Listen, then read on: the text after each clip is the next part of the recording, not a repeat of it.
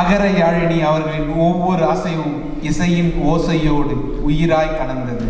அந்த அசைவில் கலை இருந்தது, அந்த கலையில் தமிழ் இருந்தது. அவரை இன்னொரு கைத்தட்டலுடன் பாராட்டுவோம்.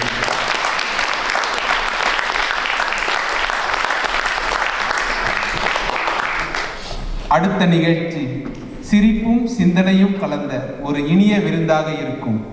வில்லுப்பாட்டு. வில்லுப்பாட்டு என்றாலே கதை சொல்லும் கலை. பாடல், நகைச்சுவை, அறிவு எல்லாமே ஒரு கலவையாக வரும். ஆனால் இன்று வரப்போகும் வில்லுப்பாட்டுக்கு ஒரு சிறப்பு இருக்கு. இதெல்லாம் 3 நாட்களில் தயார் செய்யப்பட்ட வில்லுப்பாட்டு எக்ஸ்பிரஸ் பதிப்பு.